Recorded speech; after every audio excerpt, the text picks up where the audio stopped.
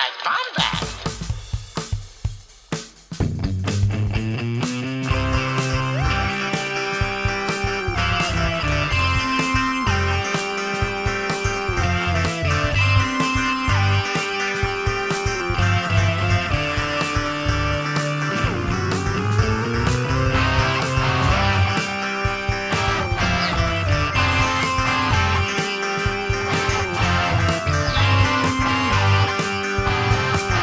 To the Bombadcast. What is going on, Bombad fam? It is me, your boy, Scotty J-Ro, with the Bombadcast here with Beyond the Blast Doors Network. Right up here, if you can't see it. Oh, so close. Right up here. Right there. Hello. We at the Beyond the Blast Doors Network are very proud to present a bunch of things. We're a big conglomeration, a big group of content creators that are always excited to share what we've got cooking, what we've got going on. We've got Around the Galaxy. We've got Postcards from Galaxy's Edge. We've got Holochronicles and Beyond the Blast Doors Live, the first live Star Wars talk show every week.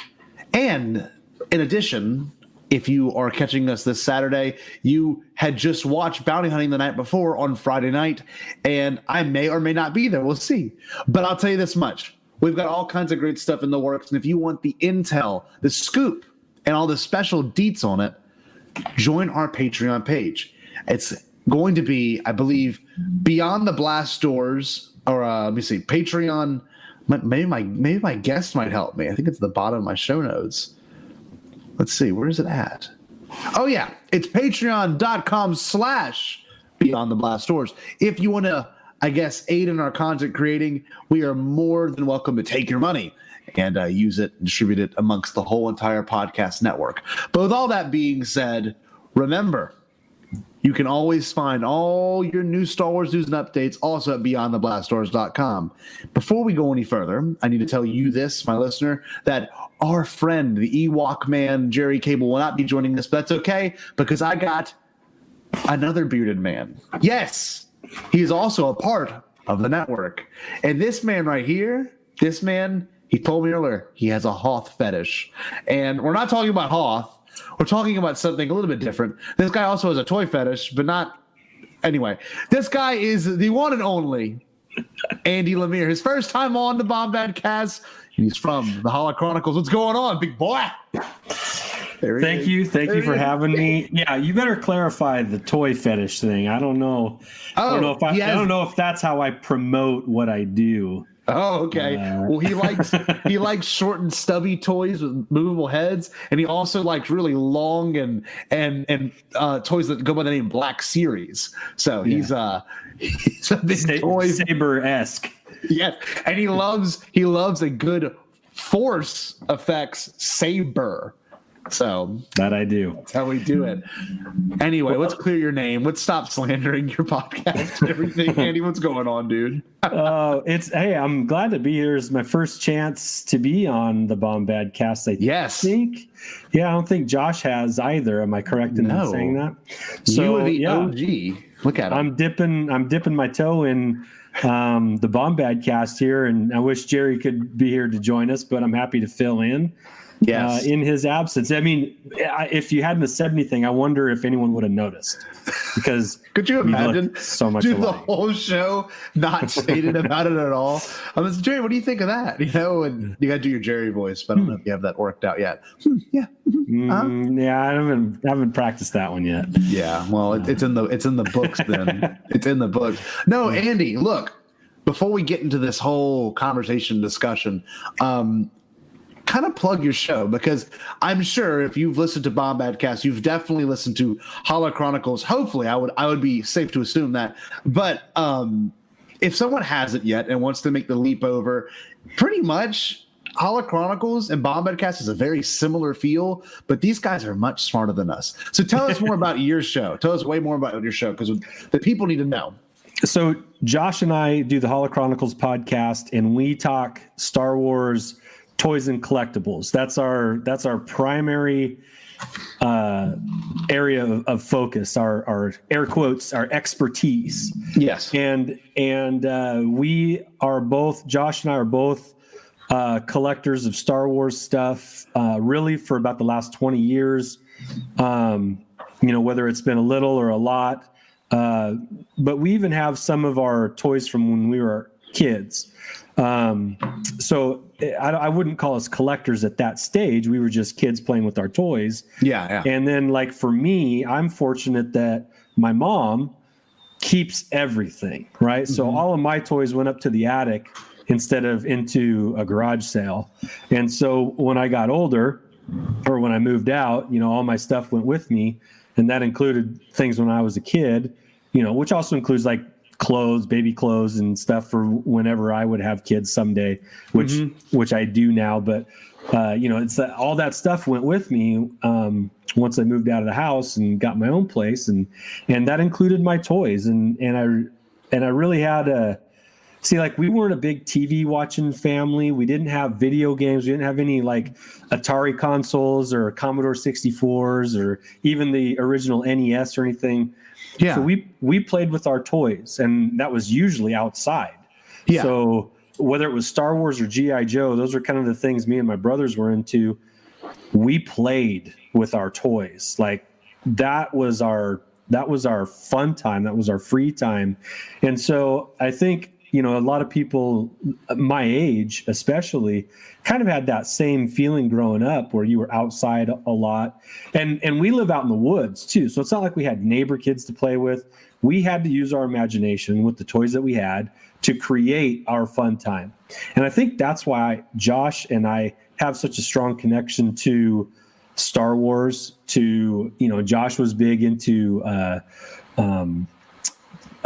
Transformers. And he has younger brothers too that were into like Teenage Mutant Ninja Turtles and things like that. So we have a pretty strong connection to toys. And as a result of this interest and our constant trying to find new things and cool things and collect, and we each have I've got a man cave, or my mantina, and Josh has a room where he keeps his Star Wars stuff. And what both of us kind of came to realize, that Star Wars was kind of a big deal for both of us, more so than anything else. And we found ourselves, because we only live like, as the crow flies, maybe 5 miles apart from each other. That's nuts. And so because of this love that we have for a common thing, he and I become pretty good friends, and we decided, you know what, this is what we talk about. Let's just put it on a podcast and see if, it's not like the world needs another Star Wars podcast, but let's just, for no other reason, let's just use this as a networking opportunity and meet other collectors and just kind of stay up to date and use what we know to maybe help out others who are collecting and share with them what we have found to be helpful, useful, how to take apart and clean things up, because we're talking about toys that are 40 years old and they're not always in great shape. And so anyway, we're just trying to share what we know with people who are kind of into the same things we are. And really this collector community in Star Wars is a pretty awesome group of people to be associated with. Yeah. So that's what we do. We talk Star Wars, and it's not always about toys, but it's mostly about toys. We do like to peel the onion layers back a little bit every now and then with some of our conversation, but happy to be on the show, plugging it. Happy to be a part of the net. Happy to be on the network with you guys, and it's been a pretty fun experience for us in the last year and a half. Or so. Totally. But I want to hit on three things you brought up. Okay, one thing in particular, your friendship with Josh, because I think this is important for anyone that doesn't know about how y'all met and how y'all became friends. Because frankly, I don't even know, and I would love to know what started that friendship. Was it an interaction through collecting, or was it something more than that? Did y'all grow up together? I really have no idea. No, we didn't.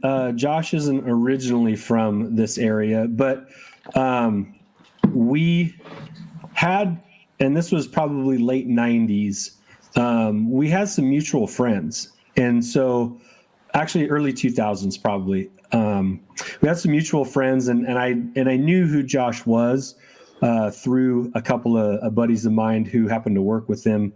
And so we've known each other for a long time. And when Xbox came out, we played some Halo together. Oh, sick. back in the day. But it wasn't really until the last, I don't know, 4 or 5 years that we really connected on this. It was through one of our buddies, Trevor. You know, he was like, "Hey, you know, Josh is a collector," because Trevor knows me as a collector of Star Wars. Yeah. He's like, "Josh is a collector too. You should talk to him about it. He's got bins of stuff in his basement." And so did you roll your eyes okay. and go? Did you go, collector? He ain't like me. Did you do one of those? Okay. No, honestly, my reaction was, all right, let's see what this guy has. Maybe I can get something from him. Yeah, You know, maybe definitely. I can buy or trade or sell, or, Sure. you know. And he and I both kind of found each other, ironically, at about the same time, where we were collecting a lot of things, and we were both kind of to the place of, you know what, let's narrow this down into Star Wars. So I think the original deal that we did was I traded him an original Optimus Prime Sick. for a Rebel transport shuttle. Ooh, And so nice. that was our first little deal. And then from that, we both kind of just honed in on Star Wars, and that's how it kind of came about. And that's, you know, it just took off from there. So Sure, of I'll course, tell you of this, course. collecting is 1,000 times better when you do it with your friends, because I you end up helping each other out, texting each other, "Hey, I just saw this. Are you interested?" You know, you kind of figure out what each other are into. And he's helped me a ton with my collecting, and I think I've helped him too. So it's been a nice little symbiotic relationship there.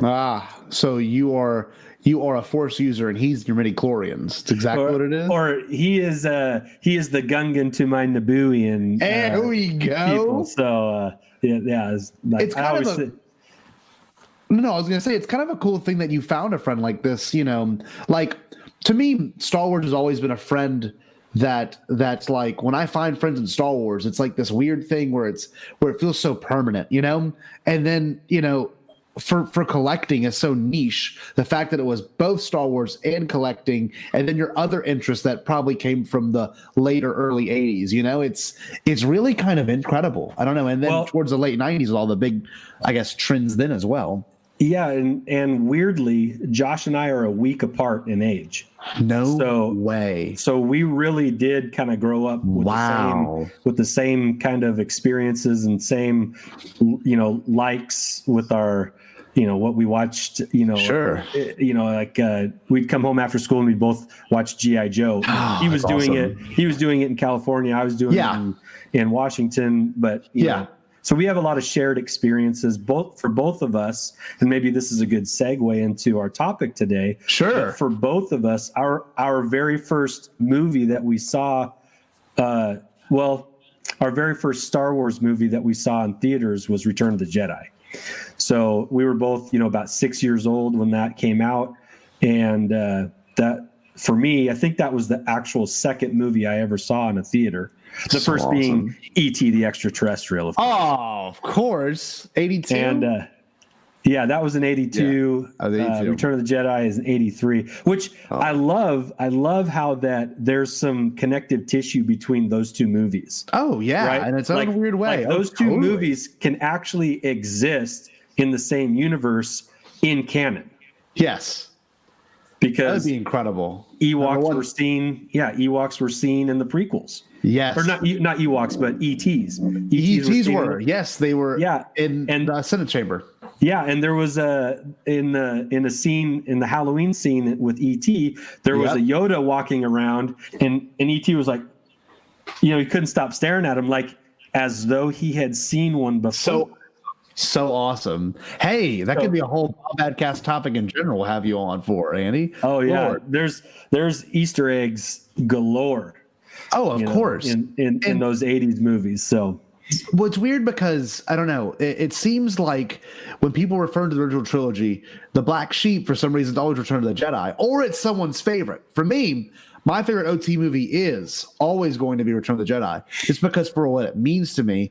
And I think it's the one. I think I don't have my original VHS here, but like the box is destroyed on that VHS, and that VHS is so worn down because like that's the one I like to watch the most. And I think reasons why is pretty much discussion. So today we're going to be discussing in great detail the Jabba's Palace of Malice. Now, traditionally, when it comes to Bombadcast stuff, we might get off topic, but I think since we have Andy here, my boy Andy right here, I think we're going to do fantastic with this one. So,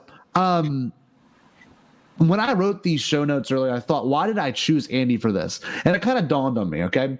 I don't know. I did not know Andy's exact age, but I could assume that he was born somewhere in the late 70s or early 80s. And I was correct. And like you said, this was the second movie you saw in theaters, and you were how old? 6. I was 6 when Return of the Jedi came out. Whew, the perfect. Literally, I was a Phantom Menace baby, and that was the perfect age for me. I was 5 when I saw it, and you were 6 when you saw Return of the Jedi. And both those movies have their own weird little, I guess you could say, feel to it that deals a lot with, the inner child within, each person, right? Return of the Jedi is extremely whimsical and very, very lighthearted. And I think you, in turn, Andy, are in some way lighthearted and kind of whimsical yourself. But why do you think I chose you for this, besides the fact of your age?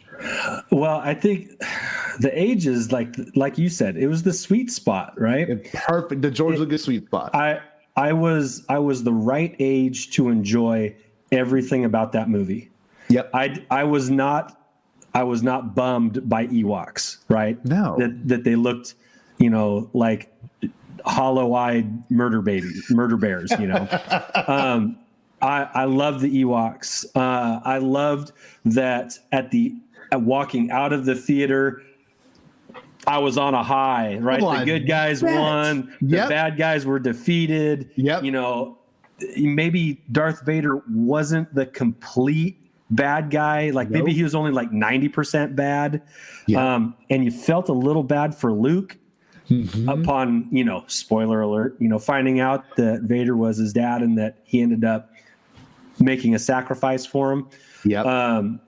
Or did he? That's a conversation that I really like to have. Anakin's my favorite character in all of Star Wars. Of course. And that is because of Clone Wars and Rebels and sequel trilogy stuff. That he wasn't always my favorite. But I don't know. There's it probably does personality wise kind of match who I am a little bit. I've always thought that Star Wars for me, like original Star Wars, like A New Hope Star Wars. Yeah. That like you can't top that because it was so crazy awesome and unique. And again, it's a perfectly encapsulated story of you don't have any prior knowledge of. You just start and finish with this space story, and it's perfect. Like it's a perfect hour and a half movie, right? And cutting edge and things you had never seen before, and then you get into Empire Strikes Back, which is more complex and very slow. It's a more richer story, and the themes of it are really kind of brought up to it, and you have to think about it a little bit, whereas you didn't have to think about Star Wars.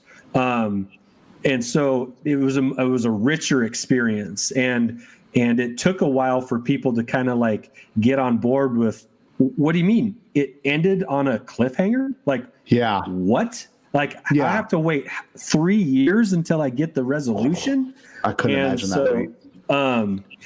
I mean, it was genius, but that was still relatively a new concept back in 1980. Like, you ended movies, and there weren't trilogies that like there are nowadays. Every series is a trilogy now, and so, but then you got to Return of the Jedi, and it picks up, and the anticipation for it, because even at 6 years old, I had seen Star Wars and Empire Strikes Back on Betamax. On Betamax.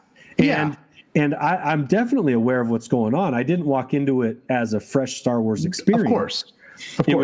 It was just my first experience in the theater, right? So for me, like, it may not be the best story of the original three, but it's the one I'm most sentimental towards because my dad took me. It was my second movie in a theater.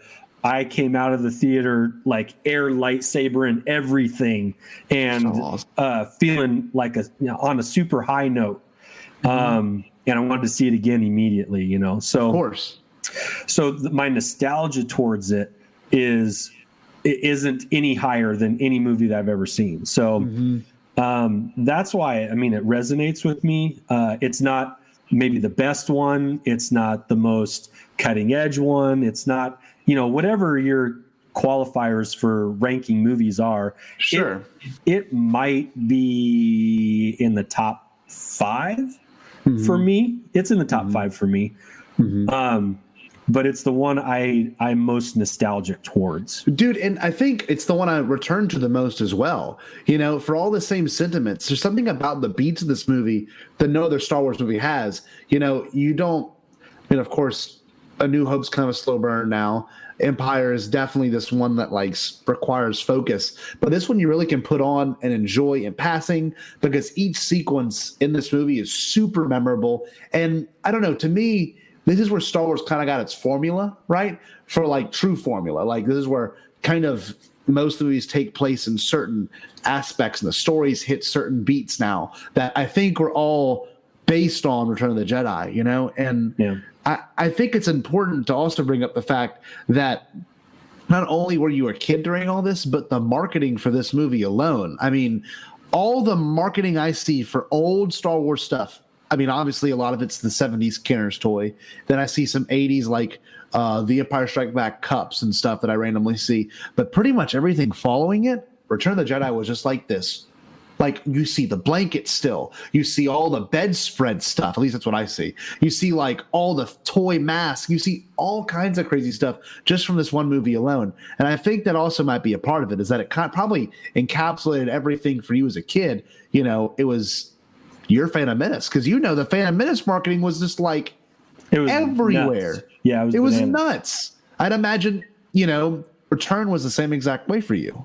So, Return of the Jedi took everything that they learned from Star Wars and Empire Strikes Back and in a lot of ways perfected it. Yeah. Because with Star Wars, a lot of the merchandise didn't come out until after the movie came out. Yes. And so there were very few items that were preloaded before the movie because Star Wars was not a known entity at that time. So you couldn't really take a chance on too much. I mean, there were some merchandise that came out at the same time the movie did.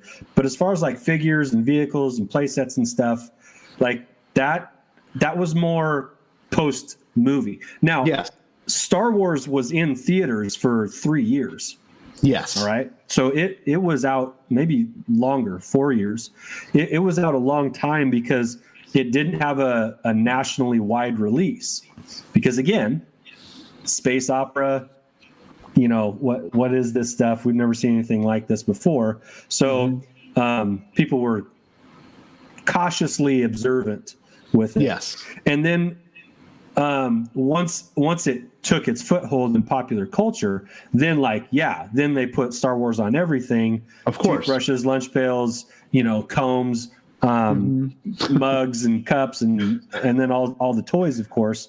Yeah. So then you get into Empire Strikes Back and this time they had things ready leading up to the movie.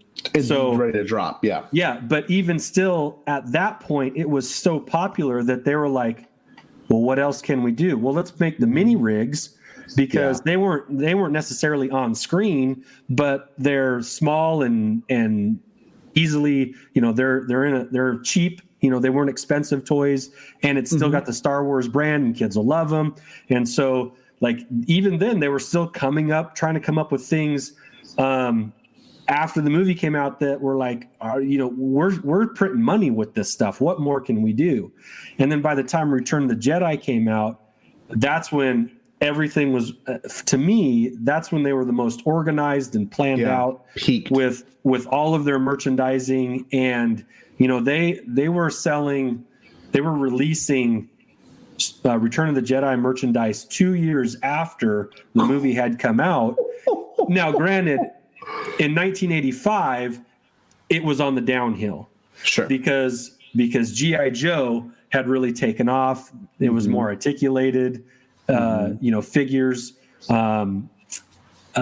Transformers was getting big. Masters of the Universe was getting big. So naturally, Ghostbusters as well. So I think Ghostbusters came out in like 86. Okay. Or 87. So like that was definitely going to take off for sure. The next area, yeah.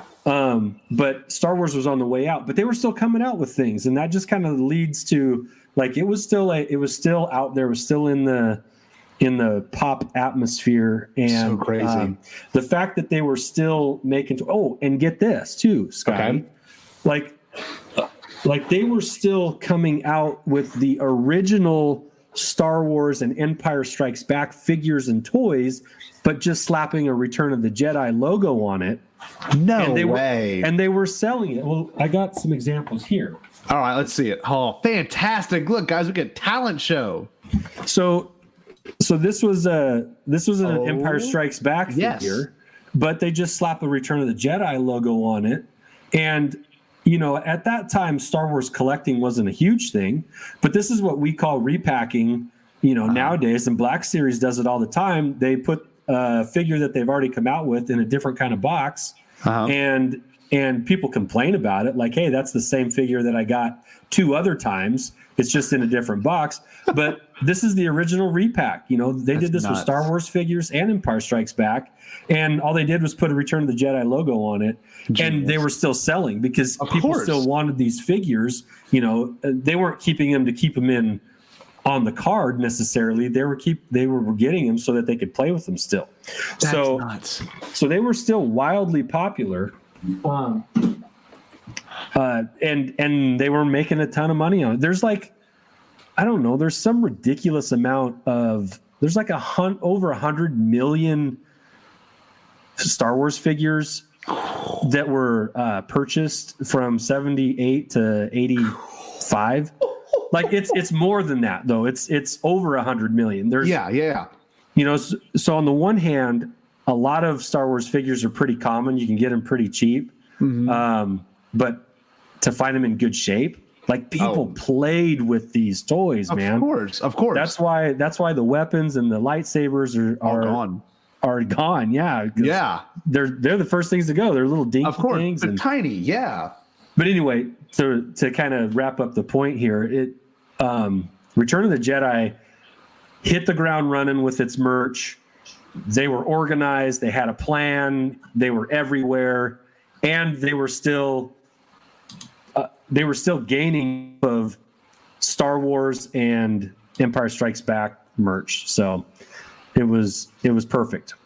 That's so awesome because the first toy in general that I heard was selling for so much money. Before I got into the fandom big time, the first toy I ever heard that was like really selling so much was YAK FACE, right? And there's of course all kinds of pages related to YAK FACE and who YAK FACE was and why that toy is so popular. And I mean, obviously that toy and that character was all from Return of the Jedi, and in particular, Jabba's palace. I don't know if you could tell us more about YAK FACE. I don't know the significance of the actual figure itself, but didn't it sell like for so much money? Or no, I don't know. If you want to go grab yours, go grab yours. I'm sure you have one. But why that figure? I don't understand. So YAK FACE had a screen time of just a few seconds. Yeah, truly. And it was a figure from 1985, came out with that last sort of push of figures, and it was only released in Europe because shit. Okay. Because it wasn't that last line, we call them the last 17.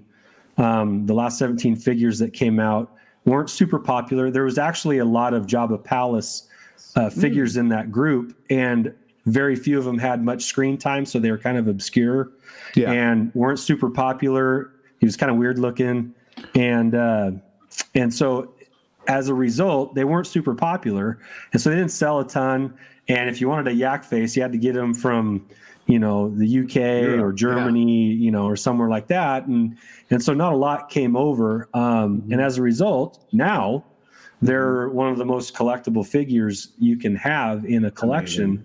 If they're in any kind of good shape at all, the bottom end is $300-400, and then they just go up from there. So I do have one. I was trying to think of where I put them. This is a problem, y'all. When you have too many figures, your YAK face disappears. No, I've just heard of it being expensive, and I've never really seen. I've seen a figure, of course, on Google. Oh, well, okay. I have them in a case with. Okay, no worries. Yeah, I'll take a picture of them and you can post it. You can post it on your Twitter or something. But it's important to bring it up because I don't know. That's the first figure when I ever even thought about not collecting, but just thinking about why Star Wars' toys are expensive. That was the first one that ever came to mind for me. And it's weird, like you said, the last 17. If you don't mind, do you know them by heart, or was it mostly Jabba's palace people? Well, okay, let's see if I can do this here. Here we go. You put me on the spot here. Yes. Is Ree's one of them? Ree's, no. He's considered a common Return of the Jedi figure. I saw him at Celebration one time in like a regular box that you could buy for like $3. I'm like, yeah, that's totally not a well-known one. Well, he's got a funky gun, but he's just kind of he's just a background character, like a lot of the Jabba Palace figures. Yeah. But okay, so the last 17 are YAK Face, a man, Imperial Dignitary, Endor Luke, Stormtrooper Luke, General Calrissian. Oh my God! Listen to this. A-wing pilot, Imperial gunner, telescoping lightsaber R2D2. I said a man. Then we got like the Ewoks, Lumat, Ramba. Dude, you're killing it. No, you are though. Not Tebow. He wasn't a Warrock. Yeah, Warrock.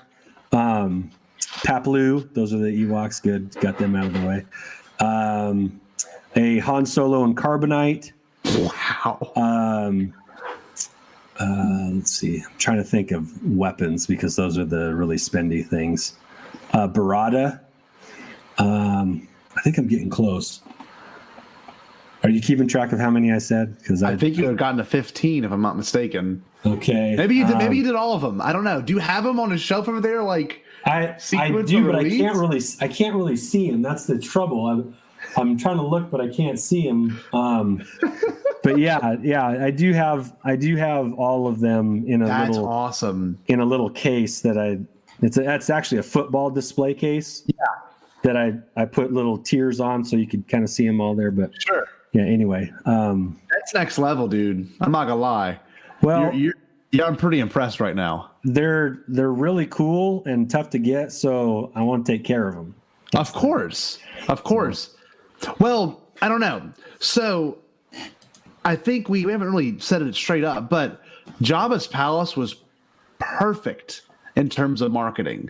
Like from the second you walk in there, you get greeted by a Gamorrean guard and then Bib Fortuna, or the little dude at the front door, Wiki, and like it's so awesome because there's something to it, and like you're welcome to this really weird kind of gangster world that you're not quite used to seeing in Star Wars. I mean, you're used to Mos Eisley, but it's just a bar. But when you get here, you're like in the damp and dirty. It's kind of gross, and it's amazing. What was that like as a kid?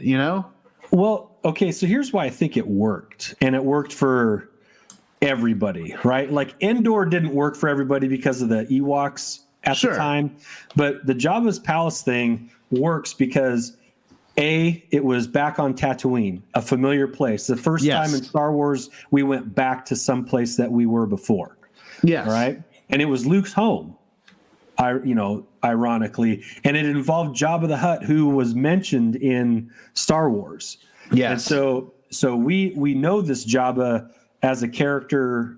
He's supposed to be some crime boss, right? Mm-hmm. So we know he's a bad dude and that he's out to get he's out for Han Solo for some mysterious reason, right? Yes. That we're not totally clear on. And we're going to go get Han back because that's where Empire Strikes Back left off. We literally pick up where we left off in Empire Strikes Back. So for continuity, you're right back into it. We're going to get Han. And and it starts off with the droids, right? C-3PO and R2, they're on their way, and they're talking about how crazy of a place this is. Mm-hmm. And R2 seems to know more than C-3PO, as always. But yeah, there's creatures there. Jabba's enormous. Mm-hmm. And Leia's there. Yeah. And she's looking good. Right? Yeah. And Lando's there, and he's in disguise. And so like it's all setting up on this place where we've been before. So the familiarity is like, okay, I kind of have an idea of this, of what this place is like, but this is just a new part of it, a new part of the seediness, because Tatooine is never glorious in any way. No. It's always a dirtbag town with rough people in bars or crime lords, right? So it's never awesome. And it never is in any part of any Star Wars. Mm-hmm. And so it just checks off boxes because you have weird aliens. You have, we're going to go get Han. Yep. We're in a familiar place. And, Lando's undercover. He's playing it, smooth. They end up, the Luke message, he's a Jedi now. He's dressed differently. Uh-huh. He's dressed differently. He's speaking with an air of calm and confidence. Yeah. Where he's not the whiny kid, he's not the whiny flyboy. He's grown, right? Mm-hmm. He's a Jedi now. And how is this all going to go down? And how it all goes down is crazy because you kind of see like whatever plan they had couldn't have been what actually happened. No, there's no way.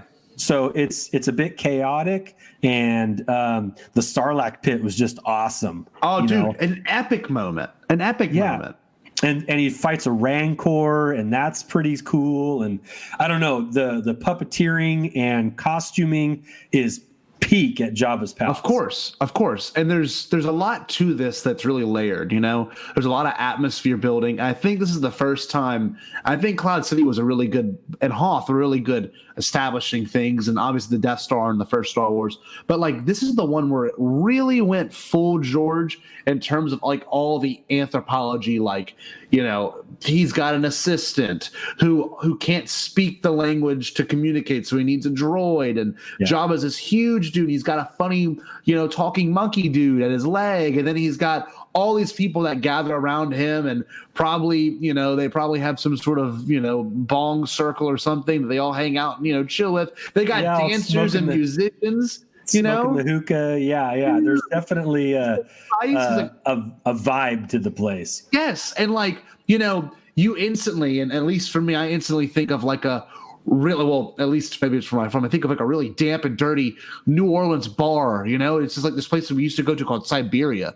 This was a nasty place. It was disgusting, but you went because it was fun, and the people there were weird, and the whole thing was weird. But like, I don't know, Jabba's got all kinds of weird people at his hand. There's a Corrin there. Even in the new ones, they throw a Dug in there. It's just weird. Like, I just love how it feels, because I feel like a lot of the prequels kind of took on this whole, let's embrace the weirdness of Star Wars and exploit it a little bit more. And that's all Jabba's palace was just weird, but it really fit that, at least to me, that like early 80s blockbuster feel. And I don't even know why. Like, I felt like a lot of movies from the 80s within itself had a very, weird puppety vibe. And it worked, it worked great.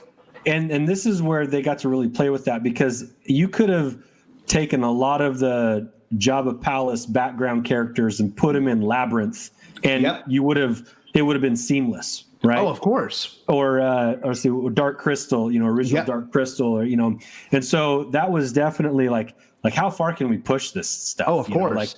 Like the actual man-to-man character had like each arm was like 6 feet long and had its own puppeteer, and he's only on screen for like 8 seconds. Exactly. So they really got creative with that, which is kind of cool. It's a little.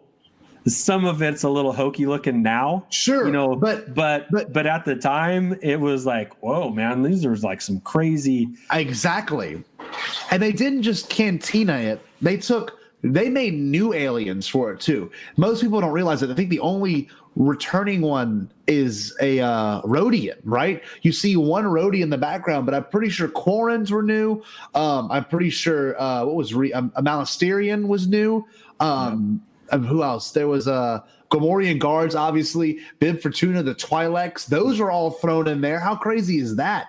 Dude, Twi'leks are so huge now. Yeah. Just think of how much you see these later on, in the prequels and in the animated stuff. So it's really very cool. And I think there's one little tiny detail that also can't be underrated. Okay. And that is that Boba Fett's there too. Yes, true. Which there we go. Marketing. The character purely pushed for marketing, right? Would you agree or no? 100% because you could take Boba Fett out of that scene and nothing changes. No. Absolutely. The plot, nothing about the storyline, nothing changes. However, the curiosity built from Empire Strikes Back about him was so great because he was in a badass costume. Oh my God, the greatest. That's why we have the show we have now. And he had, literally. There's a faction of Star Wars fans that say Boba Fett's the most overrated character in Star Wars. And I get it. Okay. Yeah. I'm a big Boba fan. But I get why they say that, but he's not overrated because he wasn't used hardly at all. Mm-hmm. And he was extremely popular for the amount of his actual screen time use. Of course. Yeah. He's mysterious. He's badass. Oh, of course. He captured Han Solo, right? He got the money for it. And the mystique surrounding him is far greater than any story that you could have told about him. And so including him there, dropping him in that scene where he's just hanging out, not only did that connect, more connective tissue with Empire Strikes Back, but the curiosity levels about him and what happened to him after we see him fall into the Sarlacc pit. Hey, that's an important thing to bring up because I think we'll see, from what it's been rumored, we will see some sort of a return to that concept. So hopefully. I don't think Boba Fett qualifies as overrated because overrated to me would be somebody who is a main character that kind of flops. Yeah.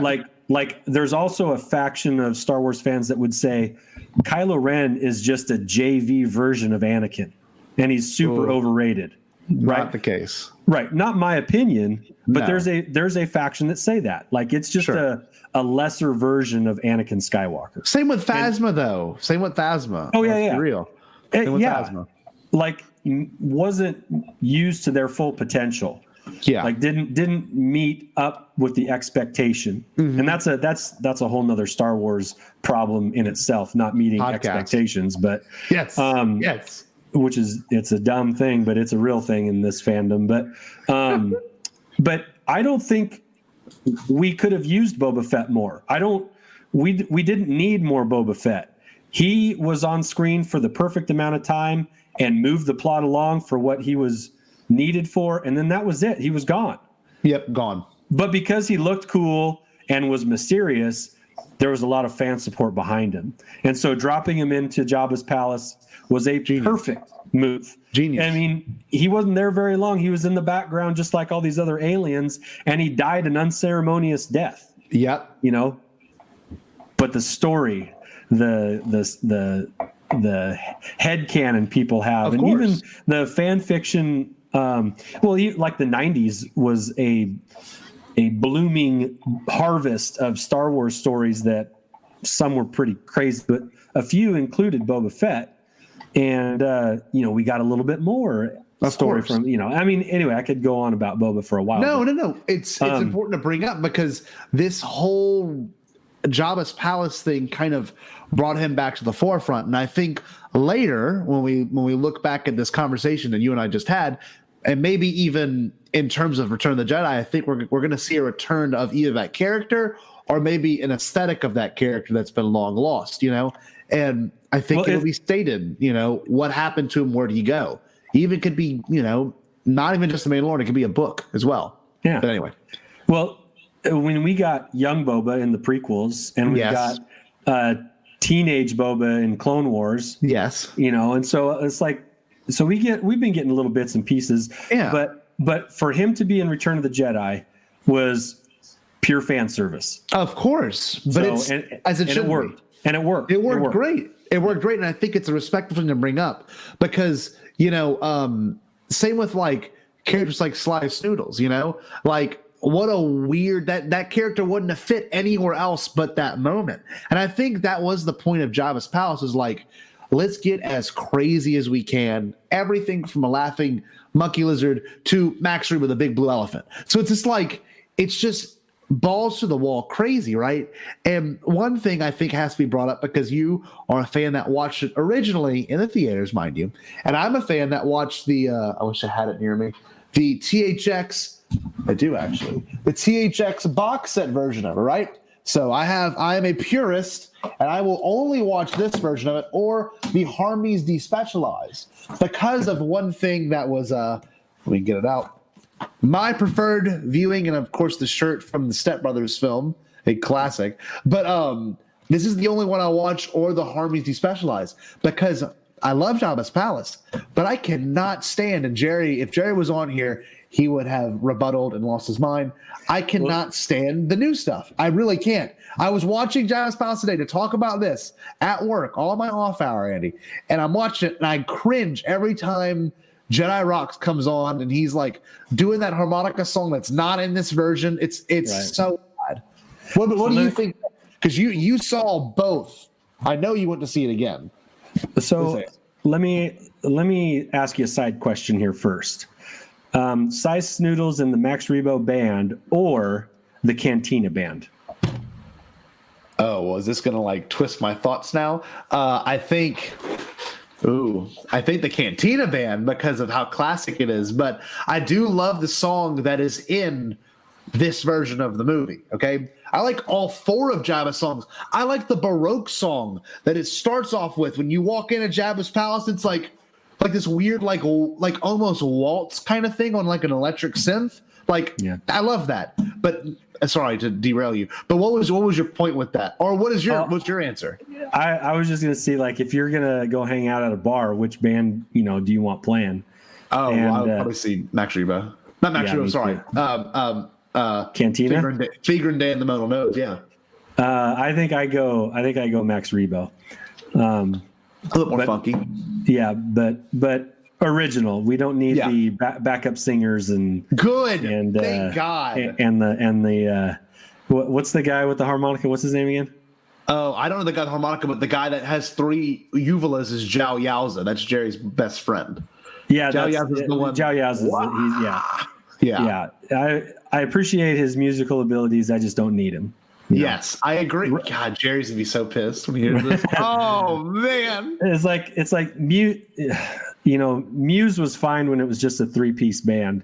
But they got the fourth guy who does some synth stuff, and it's cool. It's fine. I don't mind it, but it wasn't necessary. Yeah, I agree though. And this movie kind of is the only one, besides a little bit of A New Hope, that not suffered, but. I will say this too, and I think it's important to bring it up. Hello Greedo, when he was on our show, Andy, he said the reason I don't like A New Hope's special edition is because it ruins Jabba. It does. It ruins the mystique of Jabba. He is mentioned in the first one and the second Star Wars, but you see him now. And to me, like, obviously this version is not on Disney Plus, but when you see this, it's like, it ruins the whole mystery. And even he's like talking down to Jabba. But by the time, if you watch it in the original way, which is the way I prefer, you get to see it like in its full glory, right? You don't know who Jabba is until you get to this moment. And he's terrifying, right? Yeah. He's the scariest thing in the world. I don't know. Sorry, this thing just farted. But in all seriousness, man, like, one thing I will say, the only cool thing that's in the special edition versions is when Boba touches that girl's chin and walks away, and she's like, "Ooh!" I'm like, that's so freaking George Lucas. I love it. Just like, it's so weird. Well, and so I wasn't a huge fan of the special editions. Yeah. Because, you know, aside from some scenery, like in Mos Eisley or in Bespin, I don't really think any of the stuff that got added was necessary. I agree. I understand George was playing around so he could get ready for the prequels. It was smart. Like I get it. Baby. That's not how I want to view it, but I understand why it was done and that there was a purpose behind it. Like without the special editions, we don't get the prequels.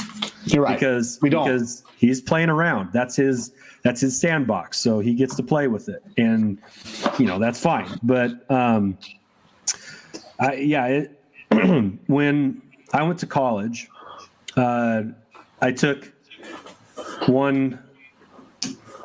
the special editions VHS set with me, and Return of the Jedi was the one that got played the most of the three. Of course. You know, I brought that. I had two roommates. I brought that to the viewing.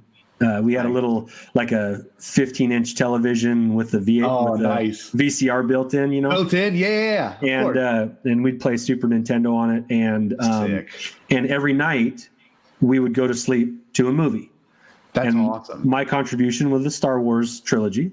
And the other two guys who were from Tacoma, Washington, they had Happy Gilmore and Billy Madison and The Exorcist. Yes. And Men in Black and The Exorcist. Yes. But we never watched The Exorcist because I bet. Why not? I can't make it 15 minutes into that movie. No, that movie's brutal. Turn it off. Yeah. It gives me nightmares. But yeah, so Star Wars, like, even though I'd outgrown the playing with the toys phase, I still watch the movies, of course, all throughout my life, like, of course, all the time. And Return of the Jedi is probably the one I've seen the most. And I think that's an important thing to bring up, because I would say the same exact as for me. There's something about it that's so unique, and like not just the Jabba's palace scene, but especially the end of the movie. It's so dense, and I don't know. I very random thing I want to bring up, because this is just a deep Star Wars lore thing, and for people that may or may not know, there is indeed a nip slip in this Jabba's palace scene. I forget the dancer's name. Do you know it or no? I don't know off the top of my head. Just Twilight Dancer. I can't remember. I can't remember either. But she was dancing, and at one point she like pulls Jabba's chain. And I'm not for all the boys out there who are really curious, I don't know if it's on Disney Plus. I know it's on the VHS version, because I remember looking at it. You see it, Diddy. So that's probably the only Disney movie or Disney Plus movie that has a full-on nipple show. I'll look it up after this. Just for research purposes, of course. Research. Did you know that? I noticed that like 3 or 4 years ago. I was like, whoa, wait a minute. Did you know that or no? Yeah, so I don't know. I don't think I saw that as a 6-year-old, because it's probably wasn't on my radar. Very fast. But definitely by middle school, I was like, wait a minute. Whoa. What was that? Rewind that. And amazing. Yeah, it's like, you know, and then you have to deal with the tracking lines. You're like, forget it, you know. Nothing worth it. But oh man. Yeah, there was some provocative dancing.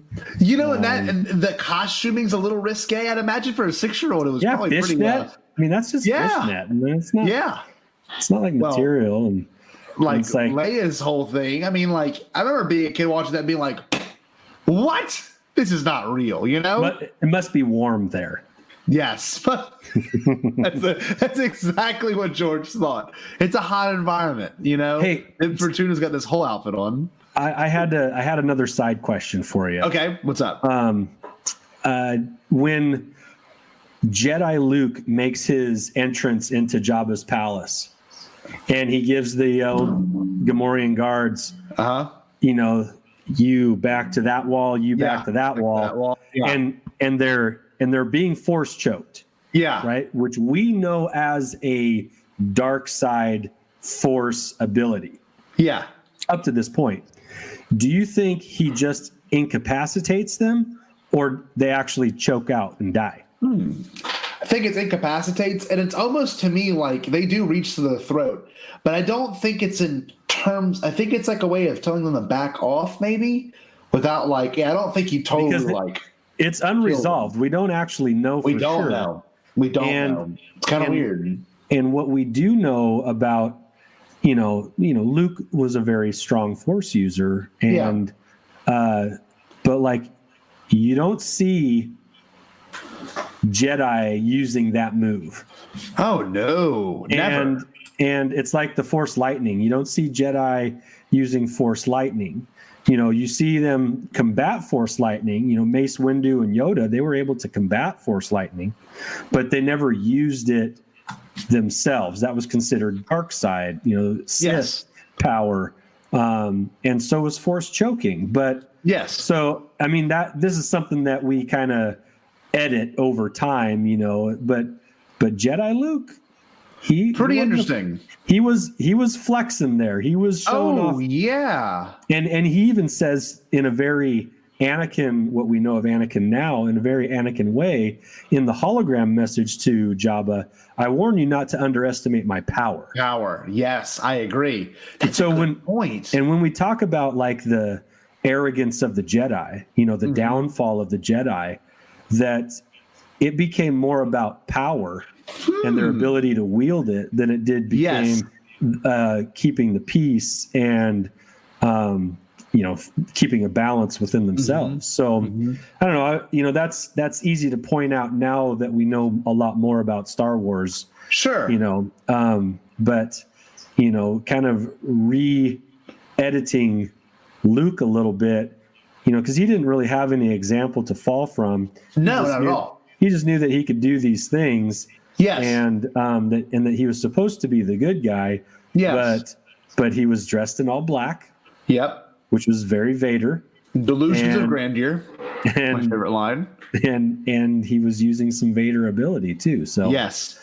I don't know. I like that. No, I like that point because you got to think about it as well. He didn't have a formal master. I mean, Yoda could be considered, but I don't think, not to my knowledge, I don't think he really ever went back to Dagobah after when he left. And I don't know if they even spoke through the Force. But one thing is for certain is that he did develop these concepts on his own, right? He was not there with someone else teaching him it. Well, it's really good.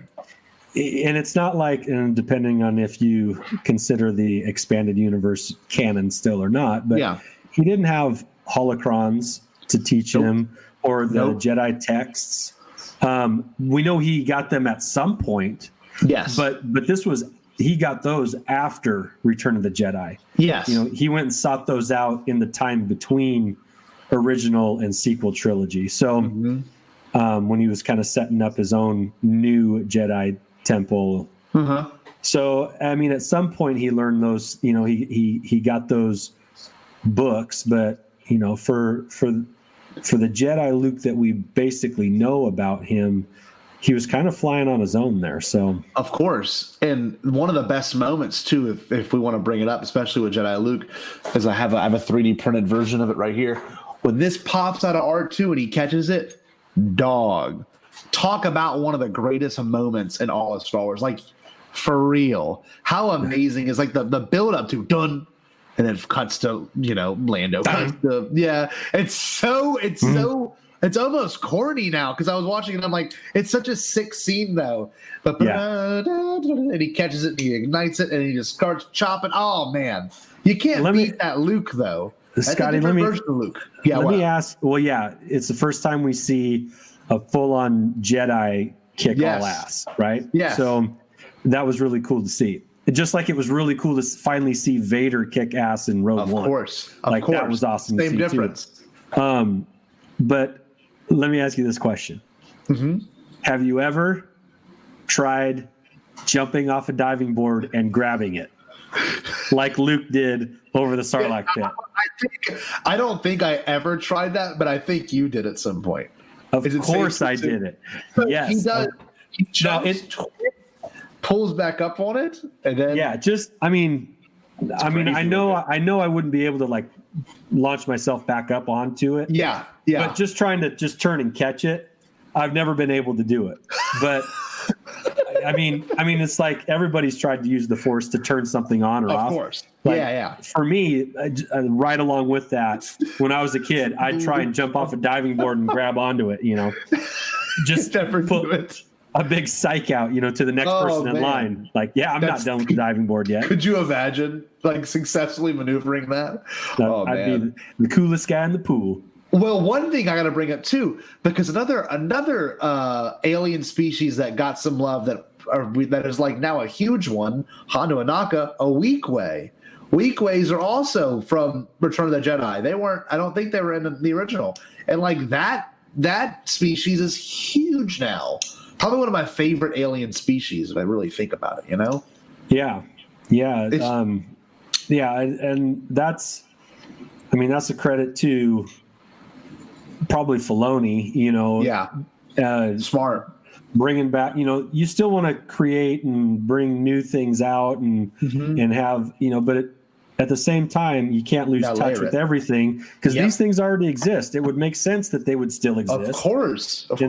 So you got to keep some just to keep all the threads together. Yeah. You can't just go completely new, but you also can't just go completely do over either. So exactly. See, that's what I like about all this new canon stuff. And I'm sure with Squadrons, have you played that much of it or no? Squadrons, okay, I'm on like the 5th or 6th mission in the story mode. Squadrons is incredible because you're talking to someone who's from Mabon, okay? And you also get like the U-Wing in there now. They're talking about things post the Death Star explode. It's like, it's so amazing. It's this weird cocktail of canon. It's incredible. And you've got Von Reg, who's from Resistance. Yes. You've got Sloane, who's from Expanded Universe. Yes. Right? And Same. They even mentioned Thrawn at one point. If you talk to one of the characters, like, Thrawn had who would have thought Thrawn, whatever he said, Admiral Thrawn was an avid art collector. I'm like, yes, just throwing stuff in there. I love it. And Hera and Wedge and and you've got the Imperial ships from Rebels that are in there. It's all good. It's all good. Kala. So sick. And I think with the Mandalorian, and we all saw the trailer for the newest season, you literally get a skinny Gamorrean guard, you get Quarren, and you get Mon Cala all in the same area. I don't know. It's so weird how much Return of the Jedi just from that moment totally pushes forward in terms of anthropology, in terms of culture. It really is incredible. It's obvious when you watch the movie now that all those aliens are not from Tatooine. Okay, maybe the Jawas, and that's about it. But everyone else, now you got Jabba, who's got, now Hutta is a huge point in canon, and you got this whole, legion of mob bosses as well, which is great from Clone Wars. You got New Orleans the Hutt, Zero the Hutt, me slash noodles. I can't stand that character, but it's such a silly depiction of Southern dialect. So, I don't know. I think there's something about this whole moment, and it kind of where it climaxes is Jabba's sail barge. Now, I don't know if you have the ability to, but if you were to show us, can you show us or no? Is it unobtainable? Because I respect if it's unattainable. I can here. Hold on a second. Oh my God, guys! I watched this video before Ann and I were even friends. Remember watching this video? Y'all, look at that! I Shut can't the front door. No, it's okay. I think we can zoom in on it, but I think we can see it. Dog. Oh my God. Can I get any closer? Anyway, it's Right. above the TV there. I see it. It looks great. Let me pull it up big. Sorry, hold on.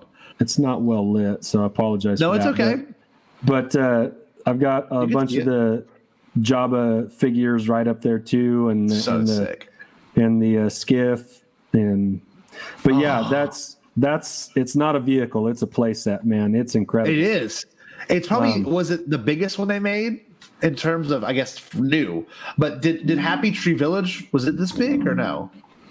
No, the Tree Village is not that big. Okay, So this is massive. I mean, as far as like commercial, Hasbro or Kenner line toys, that's the biggest. It's the biggest thing that they've put out. Probably the most detailed one too, if I'm going to be honest, in terms of like every little thing. I love that. No, I really love that. It's a wonderful. I'm so glad I did it because I had hesitations. It's like sure, it's $500, and it's supposed to be huge. Like, where am I going to put it? Yeah. But I'm so glad I did, and I hate to say this out loud. I haven't actually said it out loud, but here we go. But the first time. But the new HasLab project, the Razor Crest, it's not going to be as good as this. Dog, I was going to ask you because I think so. There's so much more to this that's like, I don't know, maybe it's just me, but I love the sail barge design probably a little bit more than Razor Crest. But at the same time, there's so much more to this. I don't know, in terms of detail. Well, it's just grandiose, right? Yes. The Razor Crest is going to be the coolest vehicle around. Oh, well, of course. But it's not a set piece. It's not a coffee table item. No, you know what I mean? No. It's maybe the most detailed and most realistic ship that Hasbro Kenner has ever put out. Sure, but you can also buy a model that is the same exact thing. Or I've never seen a model ever of Jabba's sail barge. No, there's a Lego. There's a Lego. But that doesn't count. To me, that's Lego. Count, Yeah. So it's so unique. It's so. I mean, there's a kitchen in it. Yes. There's like a cell for put people in jail in. There's a cockpit where two people can drive it. And then there's Jabba's area, which is just like how it is in the movie. Yeah. And so there's stairs to get up and down from the main deck to the sick where R2 was serving drinks. Oh my God. I mean, there's a tauntaun head mounted on the wall. Yes. It's just places to hang your spears and stuff. I mean, it's just so. It's wonderful. It's the best play set. If you want to call it a vehicle, fine, but it's the best play set that has been made for Star Wars. I would not disagree with that. It's incredible. I'm so glad I did it. Well, it's funny because, for people that don't purchase or collect or do anything like that, that seems like a lot of money. But in terms of numbers and in terms of how this might be the only time you get a figure or a set like that, man, that's a pretty incredible deal. And you contributed to the funding of it too, which is even better, right? Like you helped make it possible. Right, and we're not just talking about a ship. We're talking about like you said, a set piece, like a literal, like this is as big as it gets, like truly. All the way around. It's not one-sided either. It's not like you open it up. It's like fully 3D. It's got fabric on top. I mean, it's incredible detail. It really is so special. And the modern Star Wars figures and the vintage Star Wars figures go into that thing seamlessly. Oh, it's amazing. Like so smart. The Jabba is a modern Jabba. It comes with the sail barge. It's a modern version of Jabba. Yes. And I've surrounded it with 15 vintage figures throughout. Oh my God. It all works. Like it all fits together. And it's like it's just like the movie. It's so realistic.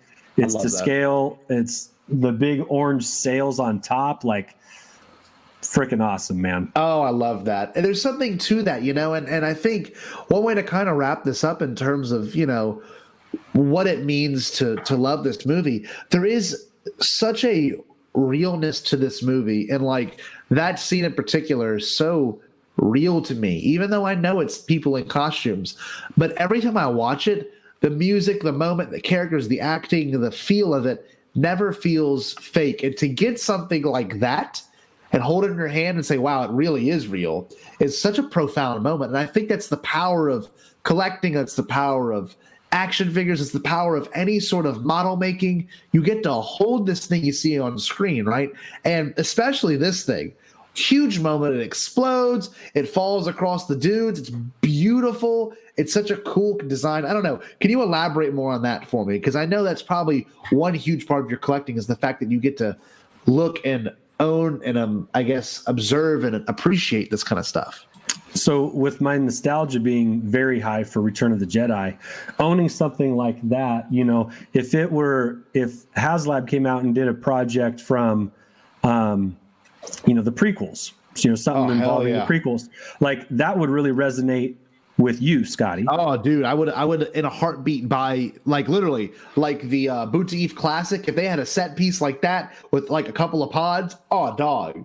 I'm heartbeat. I'm thinking like one of those, like one of Queen Amidala's those silver ships, Naboo. Oh, dude, something like that. That would be very cool. But it wouldn't resonate with me like the sail barge does. Yeah. So they hit my sweet spot.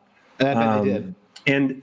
And from what I understand, the HasLab projects, at least the first few, were supposed to be original trilogy based, just to cover the widest range of purchasers, that it would resonate with the most people. Sure. To kind of get this idea of HasLab doing a project every couple of years that was kind of bigger.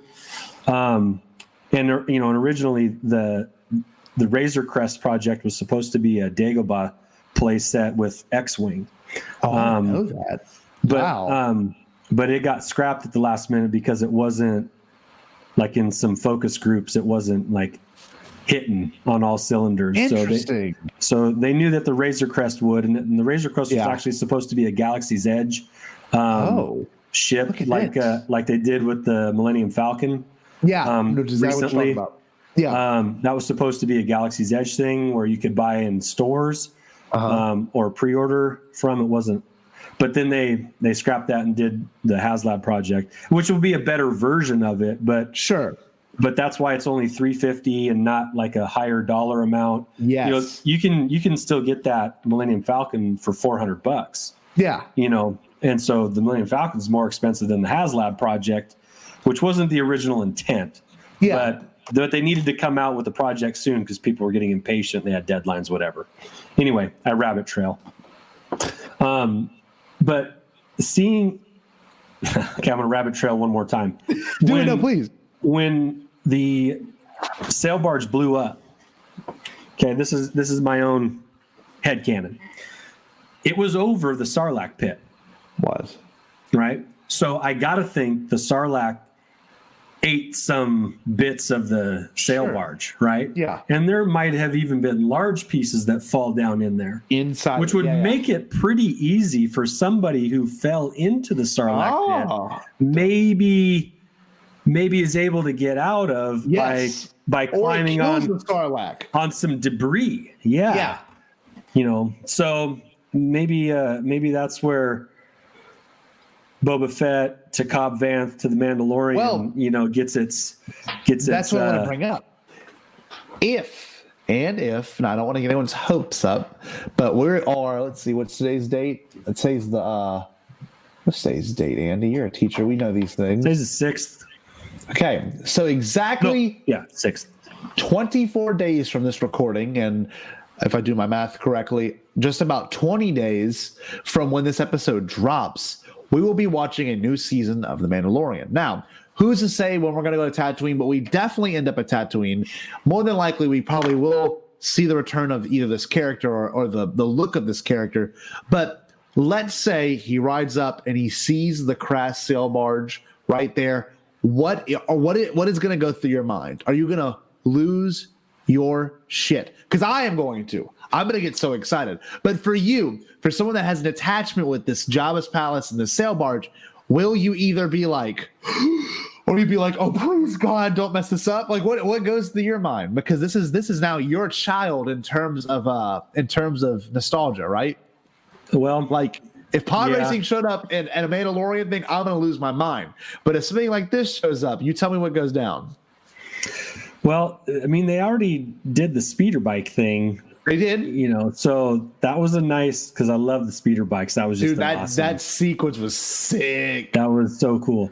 But like, I've thought about that too. It's like, well, who's been occupying Jabba's palace in this time? Yeah, someone has to. Someone has, should have. And there's stories about who's there now and whatever. But I kind of doubt that. I personally don't think there will be any connection to Jabba's palace or the sail barge, or even how Boba got out of the Sarlacc pit if he shows up. Sure. Right. I think that's just going to be left to make up your own story, because sometimes that's better than how it actually turns out. Of course. But Filoni and Favreau, they do have a way of throwing something in the background. Yep. Like having the EV-99 droids be the bartenders in the original cantina, and R5D4 that still has the IG heads for canisters. Yes. So, like, where droids, we don't serve droids here. Now they're serving, right? So yes. So they have a funny way of bringing things back and, being creative how they do that. Like if they're out in the dunes and they happen to just go by some wreckage, and it's just there for a moment, like that would be awesome, right? That would be like, sail barge, that's where, that's where Star Wars lore and history occurred. Of course. And it doesn't have to even be on the screen for more than however long a speeder takes to drive across the screen. Yeah. But if you can see like a shabby orangish sail kind of on some forms, like, oh my God, like it doesn't. It's not going to impact the story at all. It's just going to be like that one's for you, ROTJ fans, and they don't even need to do that. But I mean, like, that would just be something that I could see happening. And even if they didn't, it's not a big deal. That's the best part is, like you said earlier, expectations will lead you to being upset. I mean, everyone's like, it's a wasted opportunity. But to me, even if they give you a morsel of it or nothing at all, it's not a wasted opportunity. It's just something that could or could not be there. I'm never going to be upset about it because something else in the episode is going to make me 20 times more hype than just seeing that. But, like you said, in case it does, if it does, oh my God, it'd be a whole different story. It would feel so right. So here, I don't know. Hold on one second. Here we go. Let me text Dave here and tell him, is it too late to tell bitch? I call him Dave. I know. Whatever. I call him Mr. David Filoni. That's what I prefer. So I just sent him a text on my Han Solo and Carbonite phone. Nice. And we'll see what he says. See if we can get that. See if the volume can hook us up with a little. Send me a screenshot if you can. That'd be really awesome. Okay, sure. I'll do that. I'll post that on Twitter and tag you. Perfect. That's just what I want to see. But anyway, damn it, Andy! If this was not such a blast, man, I'm so glad to have you here and do this. Yeah, this was fun. This was awesome. So, with all that being said, Andy, besides your giant plug at the beginning, and besides the wonderful network above your left shoulder, if you were to point up.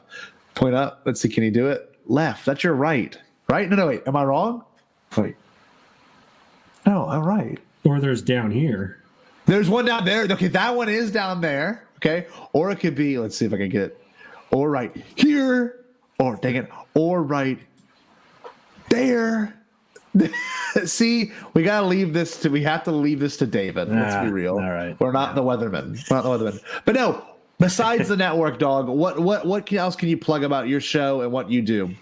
Well, at the time of this show coming out, we'll already have done our second episode of bounty hunting. The first episode over the Podathon was a big success. So sick. So super sick. fun. And if you haven't seen it yet, then you should go watch bounty hunting. Yes, it's interactive. You can play it at home, and if you're into Star Wars toys and collectibles, it's right up your alley. He even sold some toys with the show as well. Remember whenever who was it? It was who was it? Dang it. Someone Harrington maybe? I don't know.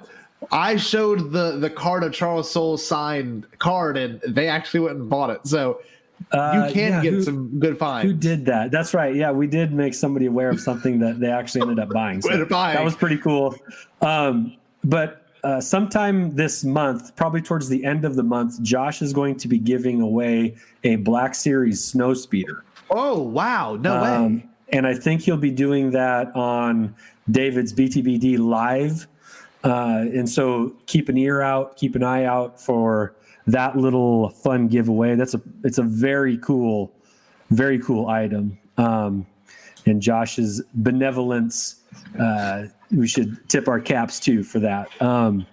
He's got an extra sail barge, by the way, just in a box in his basement. Jesus. We need to convince him to have that be the ultimate network giveaway. Dude, right? that would be truly the most. Hey, maybe this Podathon 3 or Podathon 2. Yeah, 2021.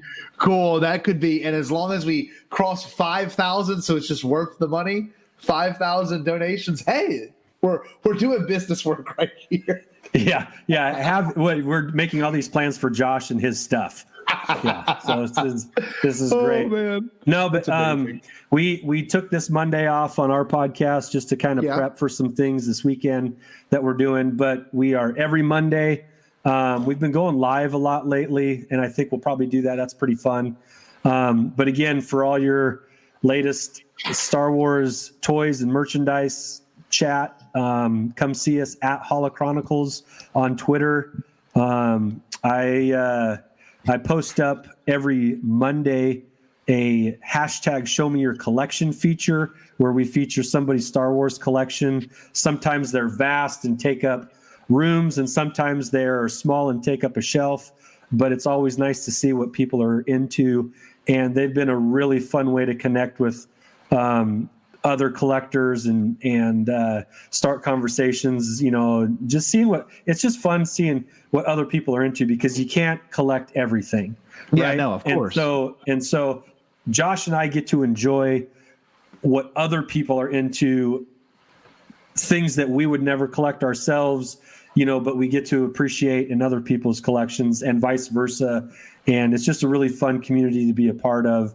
And yeah, have we ever featured any of your Star Wars stuff? Not yet, but I will be gladly. I will do whenever you want to reach out, because Show Me Your Collection was one of the first things. Like, I had followed y'all a little while back before we did any network business or anything like that. But that was one of the few things that always stood out to me, because it was really clever in terms of, I love seeing what people have, because it's always going to be different. It's always going to be unique. And also, it's always going to deal with something really personal, right? Like, I don't just do Star Wars stuff. I've got like some Pokemon stuff and some video game stuff. And I know you're a pretty big fan of vinyl as well. I have a bunch of vinyl collections as well. So it's like, there's something to that, it really kind of reflects who you are. It's kind of a beautiful thing. I don't know.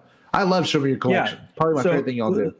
Well, what we say, what Josh and I always say, it's like we express our fandom through our collection, right? Some people cosplay, some people write fanfic. We collect, and so this is how we express our fandom. And it's not for everybody, but everybody was a kid at some point, and there's enough Star Wars that's out there now that there's usually a Star Wars overlap with some part of everybody's childhood they can kind of glom onto. And it's nice that despite we could have nothing in common, but we've got Star Wars. We could come from completely different backgrounds, socioeconomic. We can be different ethnicities. We can be from different parts of the world. Yeah. But we all have this touch point called Star Wars that really does bring a lot of people together, despite what you see on Twitter. Twitter's not necessarily real life. So, I wear a Star Wars shirt and I go to Target and people are like, hey, nice shirt. And I'm like, hey, thanks, man. And and even if that's the only conversation that happens, that's a positive experience. It's a positive interaction. Yeah, of course. And so I love that Star Wars is so big that we all, have some Star Wars in common. And for a lot of people, it's toys. And so that's where we connected, and that's how a lot of people do. Well, dude, look at us. I mean, I wouldn't have met you, honestly, if it wasn't for podcasting and then knowing Pete and then being involved with other things in our community. I don't know. It's really kind of an impressive thing. And I think people like these kind of crossover episodes and these discussions we're having because, I don't know, you like hearing two different perspectives. You've got someone who grew up prequels. We got someone that grew up OT over here.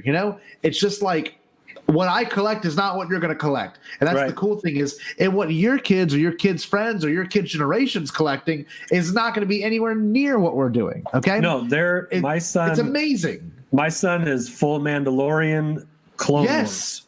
Yes. So is Pete's kids. It's going to be so cool. It's just the next version, It's going to be so sick. And I don't know, the things I like now are not the same things I like then, Or some things haven't changed. I want that new B1 battle droid, that new Jar Jar, because why the hell not? As they're going to be so sick Black Series. But I don't know, man. It really all just boils down to what makes you who you are and what you enjoy. And I think that's the moral of this episode. If I'm gonna find a moral, half the battle. Yeah, there we go. But thank you again, Andy. It was a blast having you on, and I'll see you on Bounty Hunters, or you may have already seen us on Bounty Hunters by the time you're watching this. But y'all, that's a wrap. What should the wonderful people do, Andy? What do we usually sign off our show with? It's a certain phrase we always use. Do you know it? Let's see if he knows it. Well, I don't know how much of it I know, but I know that you should always stay bombad.